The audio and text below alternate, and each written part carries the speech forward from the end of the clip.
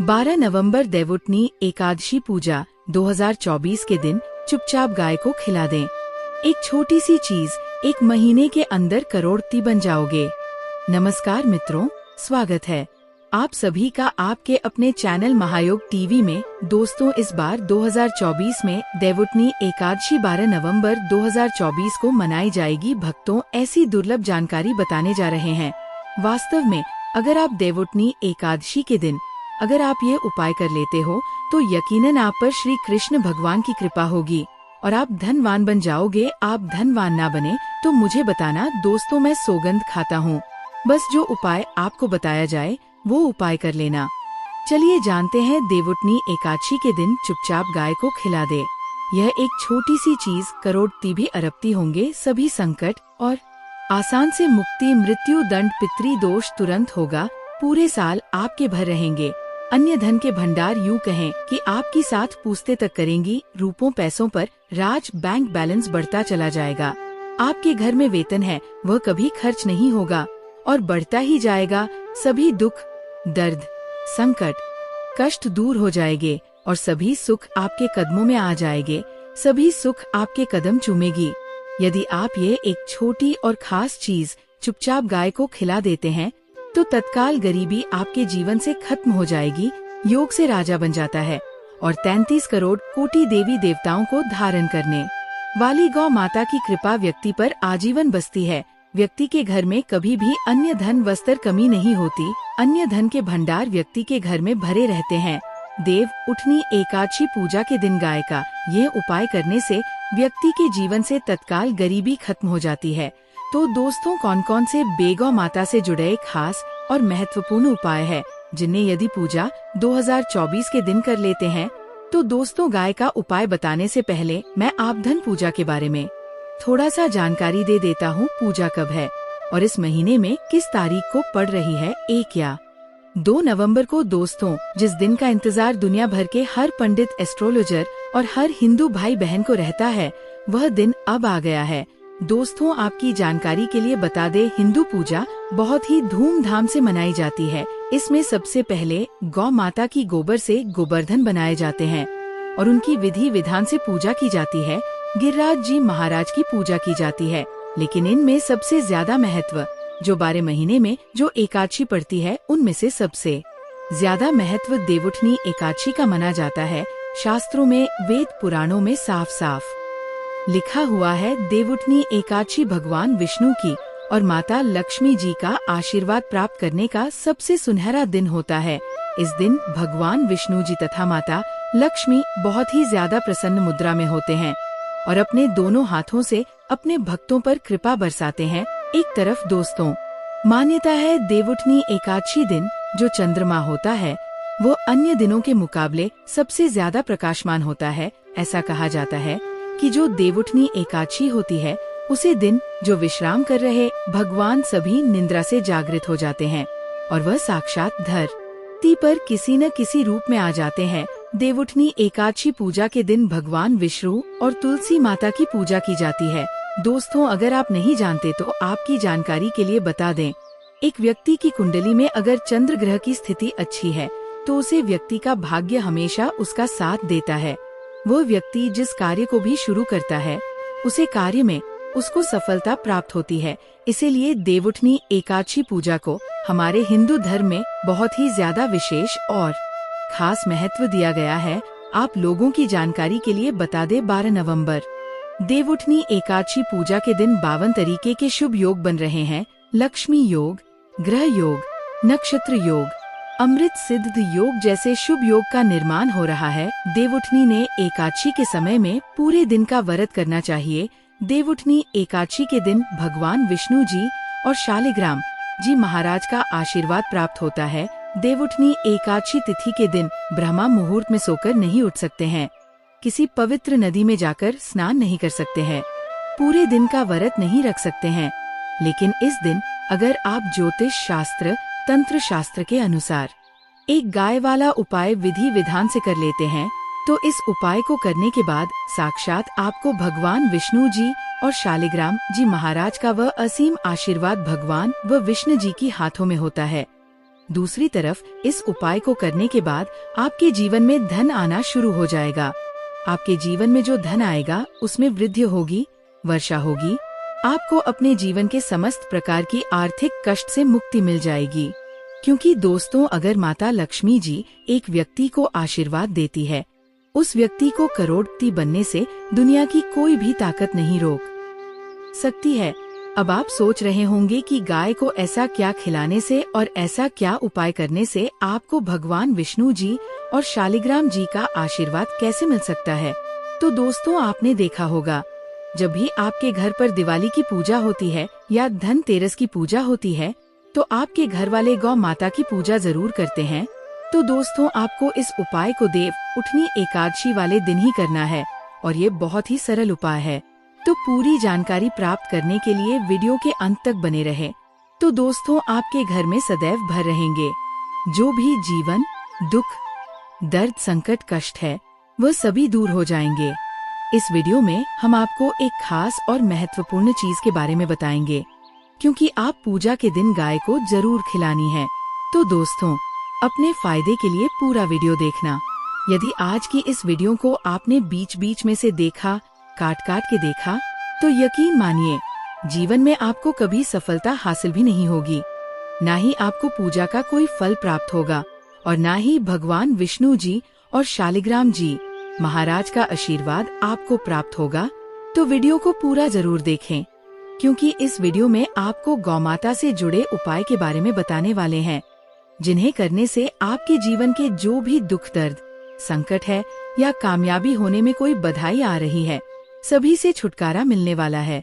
यूँ कहें कि आपके जीवन में अपार धन सुख, कभी भी धन से संबंधित परेशानी नहीं रहेगी। यदि आपकी जिंदगी प्रबल हो जाएगी, धन प्राप्ति के योग्य बन जाएंगे और जीवन में सदैव अन्य धन के भंडार आपके घर में भर रहेंगे।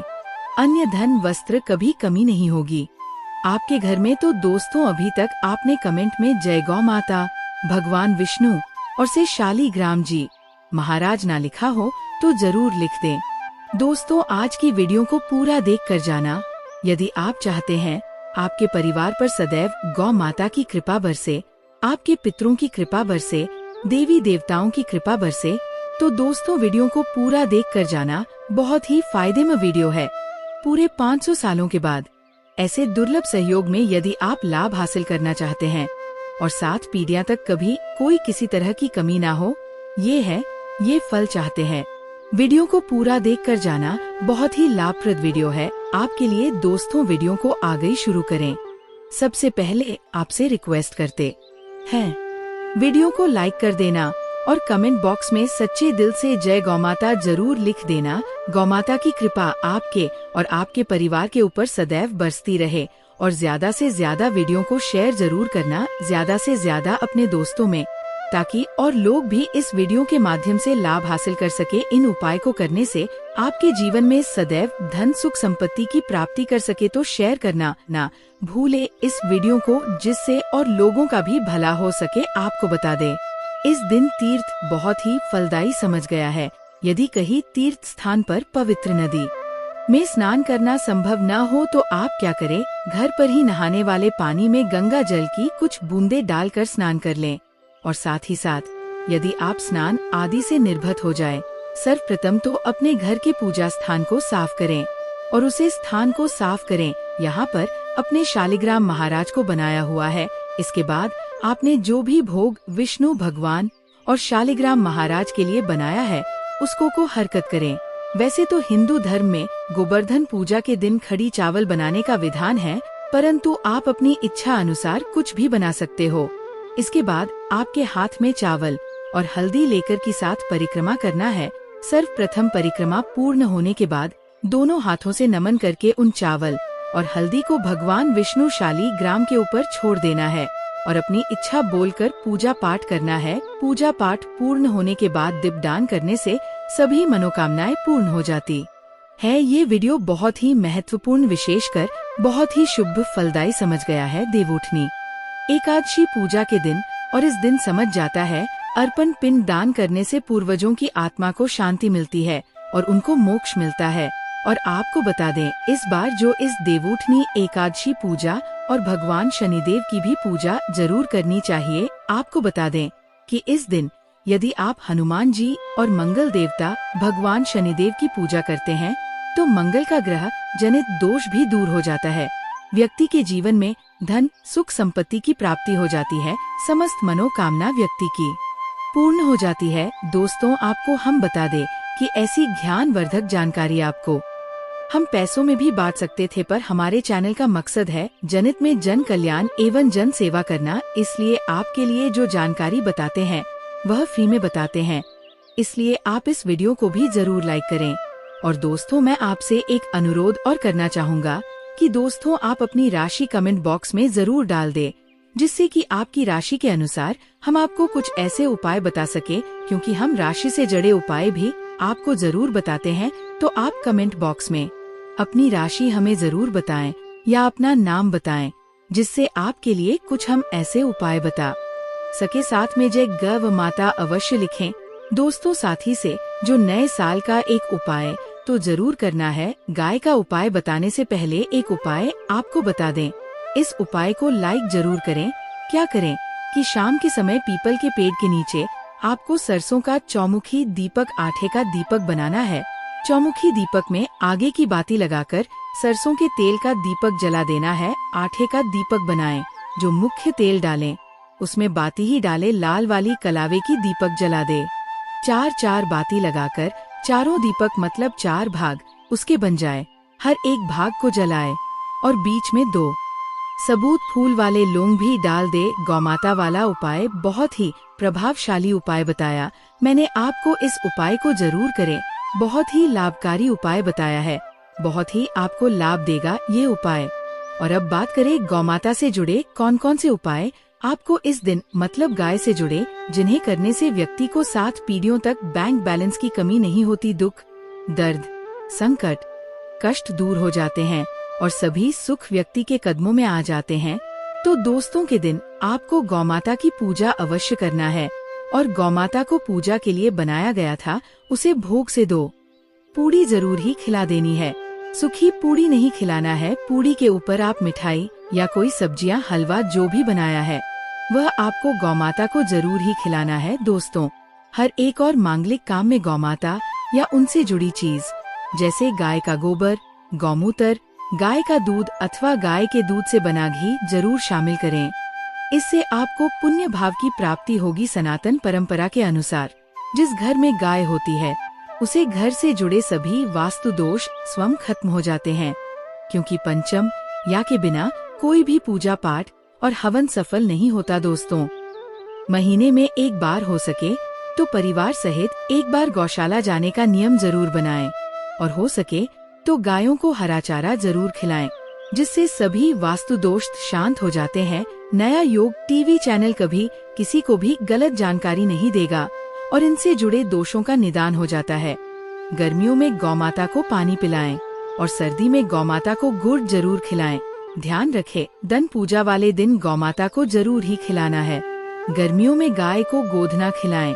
अनेक देवी देवताओं को अपने शरीर पर धारण करने वाली गौमाता से जुड़े कई शुभ भ और अशुभ संकेत भी होते हैं। मतलब गाय का दूध दोते समय यदि गाय ठोकर मार दें और सारा दूध बिखर जाए तो अपशगुन होता है।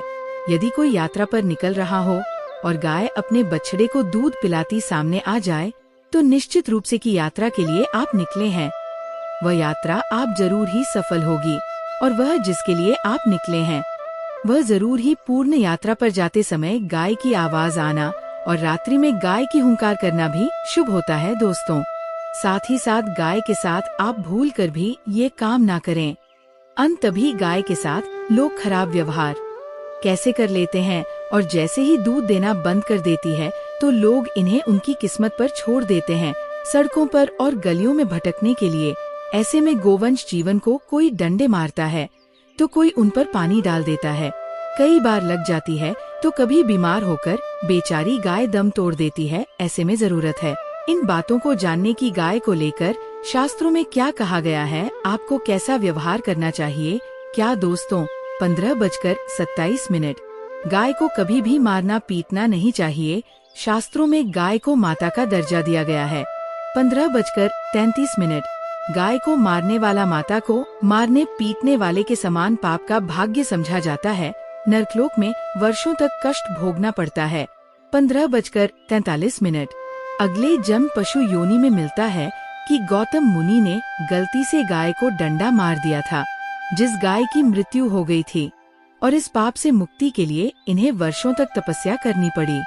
15:56 भगवान श्री कृष्ण जी ने बैल स्वरूप में आए वृद्ध आश्रम का वध कर दिया था, जिससे मुक्ति के लिए भगवान श्री कृष्ण को संपूर्ण तीर्थ को एक कुंड में बुलाना पड़ा, और इस कुंड में स्नान से वह पाप मुक्त हो गए थे। 16:11 ये दोस्तों साथ ही साथ पानी पी रही गाय को भागते हैं, वह घोर पापी के भंग बनाकर होते हैं। ऐसे लोग घर आप से मुक्त होकर स्वर्ग पाए जाते हैं और बड़े ही धनवान कल में जन्म लेकर सुख भोगते हैं, और साथ ही साथ आराम कर रही गाय को कष्ट देकर का। 16:41 खाने से मनुष्य पाप का भागी बनता है और अगले जन्म में उसे दर दर भटकना पड़ता है। और साथ ही साथ 16:49 शास्त्रों में बताया गया है, जो लोग गाय की सेवा करते हैं और उनका भोजन खिलाते हैं और उनकी परवरिश अच्छी तरह से कहते हैं, तो वह लोगों के जीवन की सभी इच्छाएं पूर्ति होती है। 17:01 गाय के बछड़े से बचा हुआ दूध ही मनुष्य को लेना चाहिए, परंतु कुछ लोग एक बार गाय को धो लेने बाद फिर से बछड़े के लिए बचा हुआ दूध भी धो लेते हैं। 17:53 ऐसा करना घोर पाप कहा जाता है। ऐसे दूध को धोने वाला और ग्रहण भी बन जाते हैं। 17:19 दोस्तों साथ ही साथ शास्त्रों में कहा गया है कि गोवंश मतलब गाय और बैल के पीठ पर नहीं बैठना चाहिए। 17:26 उनका पीठ पर बैठने से महापाप लगता है, ऐसे लोगों को नरक की यात्रा भोगनी पड़ती है। 17:32 एकमात्र देव के अंश के उत्पन्न नदी ही गौवंश है, जिस पर स्वयं महादेव और महादेवी सवारी करती है। 17:39 क्योंकि नदी ने स्वयं अपनी इच्छा से महादेव की सवारी बनना स्वीकार किया था। 17:48 और साथ ही साथ शास्त्रों में गाय के दान को बहुत ही महत्व दिया गया है। 17:50 परंतु ऐसी गाय का दान कभी नहीं करना चाहिए जो बूढ़ी और बीमार हो। 17:55 कठोपनिषद में नचिकेता की कथा भी इस संदर्भ में है। 17:59 कि जिस नचिकेता ने पिता द्वारा बूढ़ी गाय को दान करने पर आपत्ति जताई थी। 18:05 दूध देने वाली और बछड़े सहित जो लोग गाय का दान करते हैं। 18:09 वह महान पुण्य को हासिल करके स्वर्ग में स्थान पाते हैं। 18:14 दोस्तों साथ ही साथ सूर्य, चंद्र, मंगल या शुक्र की युक्ति राहु से हो तो पितृदोष होता है। 18:21 ये भी मानता है कि सूर्य का संबंध पिता से एवं मंगल का संबंध रक्त से होने के सूर्य। 18:29 यदि शनि राहु या केतु या दृष्टि हो तथा मंगल की युक्ति राहु या केतु से हो तो पितृदोष होता है। 18:36 इस दोष से जीवन संघर्ष में बन जाता है। 18:39 दोस्तों दोस्तों आपने अभी तक नया युग टीवी चैनल को सब्सक्राइब नहीं किया है तो सब्सक्राइब कर ले और वीडियो को लाइक कर दे। 18:42 चलिए वीडियो को आगे बढ़ाते हैं। 18:50 यदि पितृदोष हो तो गाय को प्रतिदिन या किसी भी एक एकादशी को या किसी पूर्णिमा के दिन या अमावस्या या किसी भी खास दिन गोवर्धन पूजा के दिन रोटी गुड़चारा आदि खिलाने से पितृदोष दोस्तों। 19:04 हर एक और मांगलिक काम में गौ माता या उनसे जुड़ी चीज जैसे गाय का गोबर, गोमूत्र, गाय का दूध अथवा गाय के दूध से बना घी जरूर शामिल करें, इससे आपको पुण्य भाव की प्राप्ति होगी।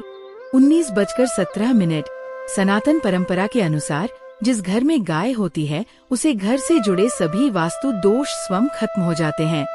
19:25 गाय के ऊपर जो कुबर होती है वह बृहस्पति गुरु है। आतर जम पत्री में यदि बृहस्पति अपनी नीच राशि मकर में हो या अशुभ शिवलिंग में जा रहे हो और सामने से गौ माता आई हुई दिखाई दे तो गौ माता को अपनी दाहिनी ओर से जाने देना।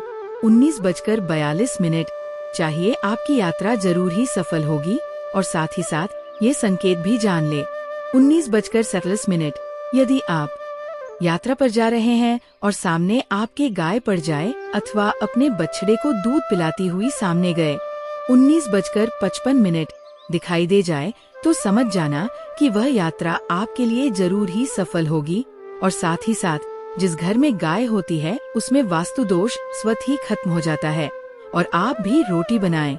20:08। प्रतिदिन ताज़ी रोटी ही बनाएं। गाय को अगर आपने रोटी बनाई है तो कोशिश करें कि उसे रोटी को आप तुरंत ही गाय को खिला दें। अगर आप उसे रोटी को रख देंगे और उसे रोटी को अगले दिन देंगे तो वह रोटी बंसी मानी जाएगी। 20:23। गाय को कभी भी बासी रोटी न दे, इसे घर में नकारात्मक ऊर्जा वास करती है। ऐसे में जरूरत है इन बातों को जानने की गाय को लेकर शास्त्रों में क्या कहा गया है, आपको कैसा व्यवहार करना चाहिए। क्या दोस्तों गाय को कभी भी मारना पीटना नहीं चाहिए। शास्त्रों में गाय को माता का दर्जा दिया गया है। गाय को मारने वाला माता को मारने पीटने वाले के समान पाप का भाग्य समझा जाता है। नरकलोक में वर्षों तक कष्ट भोगना पड़ता है। अगले जन्म पशु योनि में मिलता है कि गौतम मुनि ने गलती से गाय को डंडा मार दिया था जिस गाय की मृत्यु हो गई थी और इस पाप से मुक्ति के लिए इन्हें वर्षों तक तपस्या करनी पड़ी। भगवान श्री कृष्ण जी ने बैल स्वरूप में आए वृद्ध आश्रम का वध कर दिया था, जिससे मुक्ति के लिए भगवान श्री कृष्ण को संपूर्ण तीर्थ को एक कुंड में बुलाना पड़ा और इस कुंड में स्नान से वह पाप मुक्त हो गए थे। ये दोस्तों साथ ही साथ पानी पी रही गाय को भागते हैं, वह घोर पापी के भंग बनाकर होते हैं। ऐसे लोग घर आप से मुक्त होकर स्वर्ग पाए जाते हैं और बड़े ही धनवान कल में जन्म लेकर सुख भोगते हैं। और साथ ही साथ आराम कर रही गाय को कष्ट देकर खाने से मनुष्य पाप का भागी बनता है और अगले जन्म में उसे दर दर भटकना पड़ता है। और साथ ही साथ शास्त्रों में बताया गया है जो लोग गाय की सेवा करते हैं और उनका भोजन खिलाते हैं और उनकी परवरिश अच्छी तरह से कहते हैं तो वह लोगों के जीवन की सभी इच्छाएं पूर्ति होती है। गाय के बछड़े से बचा हुआ दूध ही मनुष्य को लेना चाहिए, परंतु कुछ लोग एक बार गाय को धो लेने बाद फिर से बछड़े के लिए बचा हुआ दूध भी धो लेते हैं। ऐसा करना घोर पाप कहा जाता है। ऐसे दूध को धोने वाला और ग्रहण भी बन जाते हैं। दोस्तों साथ ही साथ शास्त्रों में कहा गया है कि गोवंश मतलब गाय और बैल के पीठ पर नहीं बैठना चाहिए, उनका पीठ पर बैठने से महापाप लगता है। ऐसे लोगों को नरक की यात्रा भोगनी पड़ती है। एकमात्र देव के अंश के उत्पन्न नदी ही गौवंश है, जिस पर स्वयं महादेव और महादेवी सवारी करती है, क्योंकि नदी ने स्वयं अपनी इच्छा से महादेव की सवारी बनना स्वीकार किया था। और साथ ही साथ शास्त्रों में गाय के दान को बहुत ही महत्व दिया गया है, परंतु ऐसी गाय का दान कभी नहीं करना चाहिए जो बूढ़ी और बीमार हो।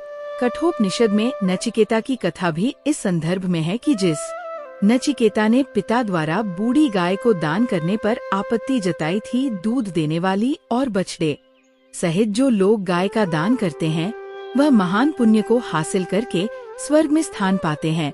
दोस्तों साथ ही साथ सूर्य, चंद्र, मंगल या शुक्र की युक्ति राहु से हो तो पितृ दोष होता है। ये भी मानता है कि सूर्य का संबंध पिता से एवं मंगल का संबंध रक्त से होने के सूर्य यदि शनि राहु या केतु या दृष्टि हो तथा मंगल की युक्ति राहु या केतु से हो तो पितृ दोष होता है। इस दोष से जीवन संघर्ष में बन जाता है।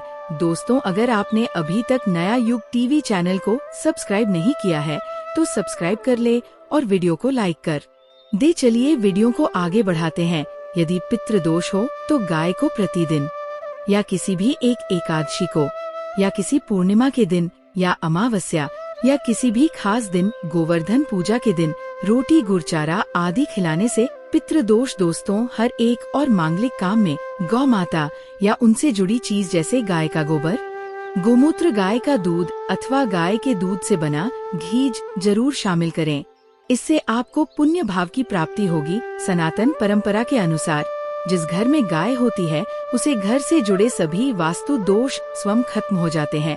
गाय के ऊपर जो कुबर होती है वह बृहस्पति गुरु है। अतः जन्मपत्री में यदि बृहस्पति अपनी नीच राशि मकर में हो या अशुभ शिवलिंग में जा रहे हो और सामने से गौ माता आई हुई दिखाई दे तो गौ माता को अपनी दाहिनी ओर से जाने देना चाहिए। आपकी यात्रा जरूर ही सफल होगी और साथ ही साथ ये संकेत भी जान ले, यदि आप यात्रा पर जा रहे हैं और सामने आपके गाय पड़ जाए अथवा अपने बछड़े को दूध पिलाती हुई सामने गए दिखाई दे जाए, तो समझ जाना कि वह यात्रा आपके लिए जरूर ही सफल होगी। और साथ ही साथ जिस घर में गाय होती है उसमें वास्तु दोष स्वतः ही खत्म हो जाता है। और आप भी रोटी बनाएं, प्रतिदिन ताज़ी रोटी ही बनाएं। गाय को अगर आपने रोटी बनाई है तो कोशिश करें कि उसे रोटी को आप तुरंत ही गाय को खिला दें। अगर आप उसे रोटी को रख देंगे और उसे रोटी को अगले दिन देंगे तो वह रोटी बंसी मानी जाएगी। गाय को कभी भी बासी रोटी न दे, इसे घर में नकारात्मक ऊर्जा वास करती है और आपकी बिल्कुल भी नहीं बनेंगे। इससे आपके घर में हमेशा दर्द देवता का वास रहेगा और आप जिस भी उसे काम में आपको हमेशा असफलता ही हाथ लगेगी। इसलिए कोशिश करें गाय को रोजाना ताज़ी रोटी बनाकर खिलाएं, बासी रोटी गाय को ना दें। और साथ ही साथ सड़ी गली चीज गाय को नहीं खिलानी चाहिए। कि घर में कोई फल है, कोई सब्जी है सड़ जाए तो लोग क्या करते हैं, गाय को देते हैं। नहीं, ऐसा नहीं करना चाहिए। ऐसा करने से यदि आप गाय को खिलाते हैं तो और आप आपके भाग्य बन जाते हैं। और साथ ही साथ आप आटे की 11 लोई यहाँ बनाकर उनके ऊपर हल्दी लगा करके इसके बाद गाय को खिलाएं। हर एक लोही को मिला दे माता गाय की आप चरणों की स्पर्श करें। या दोस्तों, ऐसा करने से आपके समस्त काम बनने लगेंगे। जो 2 हक का समय चल रहा है वह भी खत्म होगा। आपके जीवन में खुशियां ही खुशियां होंगी। और एक बार आप 7 बार गाय की परिक्रमा भी कर लें तो आपके समस्त कम होंगे। और साथ ही साथ आप गाय को जब भी रोटी दे, रोटी पर या तो आप थोड़ी हल्दी लगा ले, अगर अच्छा ना हो तो आप थोड़ा रख सकते हैं, थोड़ा घी रख सकते हैं। या दोस्तों, गाय को कभी भी सूखी रोटी ना खिलाए। सूखी का मतलब गाय रोटी रखें, उसे पर कुछ ना कुछ रख कर खिलाए। हल्दी रख लें मिश्री की या जो भी रख लें, मतलब खाली रोटी नहीं खिलानी। इस बात का जब भी आपको शुभ फलों की प्राप्ति होगी। जी हाँ दोस्तों, उपाय कुछ बातें जिनने आपको द वीडियो अच्छी लगी हो, वीडियो को लाइक करें, ज्यादा से ज्यादा अपने दोस्तों में शेयर करें। तो देवउठनी एकादशी की रात तुलसी में एक चीज जरूर बांध देना चाहिए। साथ में भक्तों, देव उठनी एकादशी के दिन गौमाता को एक चीज जरूर ही खिलाना चाहिए। और साथ में हम आपको बताएंगे कि जो भी भक्त सच्ची हृदय से, सच्चे मन से देव उठनी एकादशी के दिन ये एक चीज का लगा तो उसके घर जमकर धन दौलत आती है, सुख समृद्धि आती है, हर मनोकामना इच्छा पूरी होती है। भक्तों, अगर आज की वीडियो आपने पूरा देख ली तो मन कर चलिए आपका दुर्भाग्य को आज हम समाप्त करवा देंगे। क्योंकि जो भी भाई बहन, माता बहन इस वीडियो को सच्चे हृदय से माता रानी के लिए पूरी सच्ची निष्ठा से देखते हैं, वीडियो को लाइक करते हैं, चैनल को सब्सक्राइब करते हैं और कमेंट बॉक्स में भगवान विष्णु की जय लिखते हैं, माता लक्ष्मी की जल लिखते हैं, तो उनके जीवन में कभी कोई कष्ट, दुख, दर्द, कोई भी राहु दोष, पितृ दोष हमेशा के लिए खत्म हो जाते हैं, यानी कि नष्ट हो जाते हैं और सभी देवी देवताओं की कृपा बरसती है। भक्तों, आप सभी को हम बारी बारी से सभी जानकारी देते हुए चलेंगे, इसलिए आप वीडियो को पूरा ही देखें, आधा अधूरा ना देखें। कई लोग होते हैं जो वीडियो को काट काट कर देखते हैं, बीच बीच में से देखते हैं और फिर ऐसे व्यक्ति को जीवन में कभी सफलता हासिल भी नहीं हो सकती। जो व्यक्ति वीडियो को बीच बीच से देखा है, कट कट कर देखता है। भक्तों, इसलिए आप वीडियो को पूरा ही देखा करें। भक्तों, चलिए सबसे पहले हम आपको बता देते हैं कि देवउठनी एकादशी की डेट, टाइम क्या है। फिर हम आपको बड़ी बड़ी से सभी जानकारी बताते हुए चलेंगे और यह भी बताएंगे कि वह कौन सी चीज है जो हमें देवउठनी एकादशी के दिन जरूर ही खा लेनी चाहिए। भक्तों, हर साल कार्तिक माह के शुक्ल पक्ष की दशमी तिथि के अगले दिन देवउठनी एकादशी मनाई जाती है। इस साल 12 नवंबर 2024 को देवउठनी एकादशी का व्रत रखा जाएगा। हर साल कार्तिक माह के शुक्ल पक्ष की दशमी तिथि के अगले दिन देवउठनी एकादशी मनाई जाती है। इस साल 12 नवंबर 2024 को देवउठनी एकादशी का व्रत रखा जाएगा। इस दिन हर्षण योग और सर्वार्थ सिद्धि योग का संयोग बन रहा है। इस योग में विष्णु जी की पूजा करने से साधक को मनोवांछित फलों की प्राप्ति होती है। इस दौरान मां लक्ष्मी की पूजा करना और भी लाभकारी माना जाता है। दोनों की साथ में पूजा करने से वैवाहिक जीवन में सुख समृद्धि का वास होता है। हिंदू धर्म में देवउठनी एकादशी को बेहद खास माना जाता है, क्योंकि इस दिन भगवान विष्णु 4 माह के लंबे योग निद्रा से जागते हैं। भगवान विष्णु के योग निद्रा से जागने के बाद एक बार फिर शादी विवाह, सगाई मुंडन जैसे मांगलिक कार्य शुरू हो जाते हैं। इसे देवोत्थान और देव प्रबोधिनी एकादशी भी कहा जाता है। इस दिन विष्णु जी की पूजा पूरे विधि विधान से करनी चाहिए, इससे वह प्रसन्न होते हैं।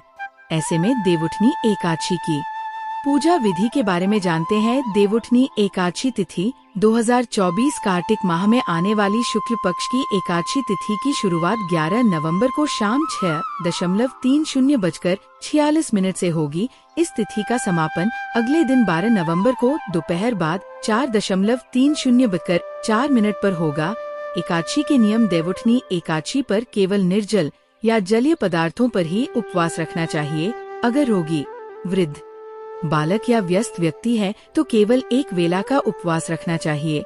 इस दिन चावल और नमक से परहेज करना चाहिए। भगवान विष्णु या अपने इष्ट देव की उपासना करें। तामसिक आहार, प्याज, लहसुन, मांस, मदिरा या बासी भोजन का सेवन बिल्कुल न करें। आज के दिन एवं नमो भगवते वासुदेवाय नमः मंत्र का जाप करना चाहिए।